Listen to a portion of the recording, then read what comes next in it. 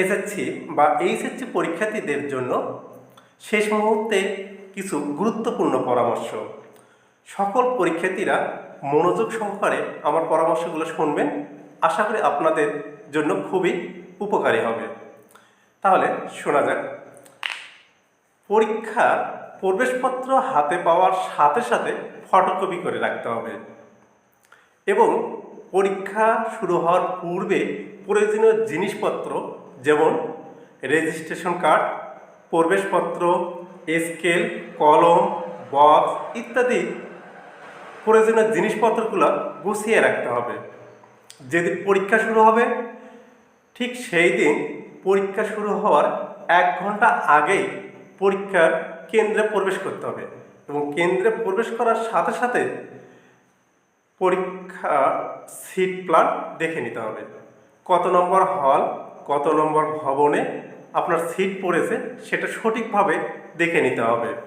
পরীক্ষার প্রস্তুতির পাশাপাশি শারীরিক প্রস্তুতিটাও খুবই গুরুত্বপূর্ণ বিষয়, কারণ শারীরিকভাবে সুস্থ না থাকলে আপনি পরীক্ষায় ভালো ফলাফল করতে পারবেন না। এসএসসি বা এইচএসসি পরীক্ষা ব্যবহারিক পরীক্ষা সহ প্রায় 1.5 থেকে 2 মাস হয়ে থাকে। এই 1.5 থেকে 2 মাস আপনাকে শারীরিকভাবে সুস্থ থাকতে হবে। এই জন্য আমি বলি পড়াশোনার পাশাপাশি খাওয়া দাওয়া, বিশ্রাম, ঘুম ঠিক মতো করা, কারণ সুস্থ থাকাটা খুবই জরুরি বিষয়। এই সময়টা সুস্থ না থাকলে আপনার প্রস্তুতি যত ভালোই হোক আপনি আশানুরূপ ফলাফল পাবেন না। পরীক্ষার হলে কারো ওপর নির্ভরশীল হয়ে পরীক্ষা দিতে যাওয়া যাবে না, কারণ অন্যের উপর নির্ভরশীল হয়ে গেলে তুমি ভালো রেজাল্ট করতে পারবে না।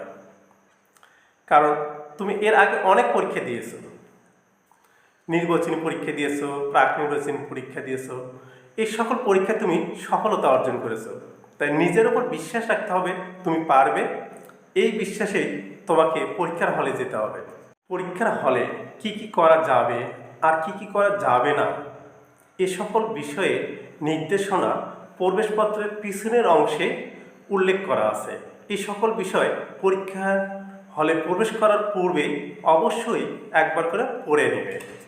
পরীক্ষার হলে যে উত্তরপত্র দেওয়া হয় সেই উত্তরপত্রে কিভাবে লিখতে হবে, কোথায় থেকে লেখা শুরু করতে হবে এবং অতিরিক্ত উত্তরপত্র নিলে সেটা কোথায় উল্লেখ করতে হবে এবং পরীক্ষা খাতায় মার্জিনের জন্য স্কেল ব্যবহার করতে হবে, সে সকল বিষয়ে প্রবেশপত্রের পিছনের অংশে সুন্দরভাবে উল্লেখ করা আছে।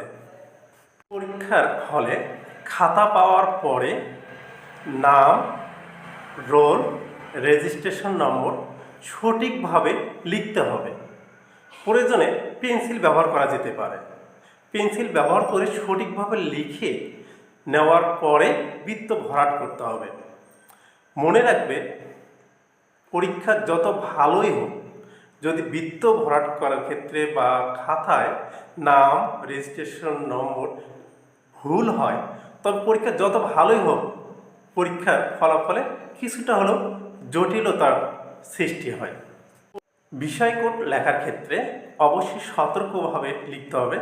আমি মনে করি প্রশ্নপত্র হাতে পাওয়ার পরে বিষয় কোড লেখা উচিত এবং খাতায় বৃত্ত ভরাট করার ক্ষেত্রে কোনো প্রকার ঘষা মাজা, কাটা ছেঁড়া করা যাবে না।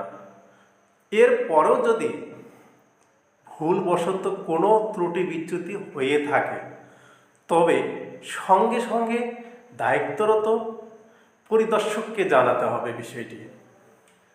পরীক্ষার হলে ওএমআর শিট পূরণ করার ক্ষেত্রে কোনো রকম ভুল ত্রুটি হলে সঙ্গে সঙ্গে হল পরিদর্শককে জানানো উচিত।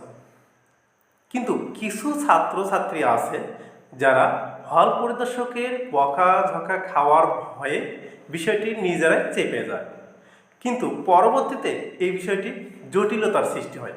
আমি আমার ব্যক্তিগত মতামত থেকে সকল শিক্ষার্থীদেরকে বলবো, তোমরা যদি কোনো ভুল ত্রুটি করে থাকো তবে সঙ্গে সঙ্গে হল পরিদর্শককে বিষয়টি জানাবে। পরীক্ষার হলে প্রশ্নপত্র হাতে পাওয়ার পর প্রতিটি প্রশ্ন একবার মনোযোগ দিয়ে পড়ে নিতে হবে। মনোযোগ দিয়ে পড়ে নেওয়া শেষ হয়ে গেলে যে প্রশ্নটি তুমি খুব সুন্দর করে লিখতে পারবে, অর্থাৎ যে প্রশ্নটি তোমার কমন এসেছে সেই প্রশ্নটি প্রথম লেখা শুরু করবে। প্রশ্নপত্র লেখা শেষ হলে একটি সমাপ্তি সূচক চিহ্ন ব্যবহার করবে। তারপর পরবর্তী প্রশ্নের উত্তর লেখার জন্য মিনিমাম 2 ইঞ্চি জায়গা ফাঁকা রাখবে এবং তার পরবর্তীতে আবার পুনরায় পরবর্তী প্রশ্নের উত্তর লেখা শুরু করবে। পরীক্ষার খাতায় লেখার সময় কোনো কারণবশত পরীক্ষার কোনো পাতা ফাঁকা গেলে সেটা লম্বালম্বিভাবে কেটে দিতে হবে এবং পরীক্ষার খাতায় উত্তরপত্র লেখার সময় সুন্দর এবং পরিষ্কার করে হাতের লেখা হতে হবে এবং কোনোভাবে পরীক্ষার উত্তরপত্রে ঘষা মাজা কাটা ছেঁড়া করা যাবে না এবং পরীক্ষা শেষ হওয়ার অন্তত 10 মিনিট পূর্বে সমস্ত উত্তর লেখা শেষ করতে হবে। বাকি 10 মিনিট এই প্রশ্নের উত্তরগুলো যাতে পুনরায় রিভিশন দেওয়া যায় সেই জন্য 10 মিনিট হাতে রাখতে হবে। রিভিশন দেওয়ার সময় 5টি বিষয় অবশ্যই খেয়াল রাখতে হবে। 1 নম্বর, প্রশ্নপত্রের নম্বরের সঙ্গে উত্তরপত্রের নম্বরের মিল আছে কি না সেটা দেখে নিতে হবে। 2, প্রতিটি পাতায় মার্জিন দেওয়া হয়েছে কি না সেটি লক্ষ্য রাখতে হবে। 3 নম্বর, উত্তরপত্রের শীটে বৃত্ত ভরাট এবং অতিরিক্ত উত্তরপত্রের সংখ্যা লেখা হয়েছে কি না সেটা চেক করে নিতে হবে।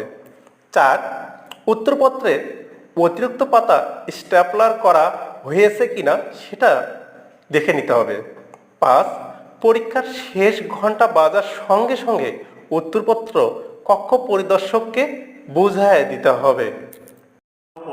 সকল পরীক্ষার্থীদের জন্য আন্তরিক শুভেচ্ছা জানিয়ে আমি আমার কথা শেষ করছি।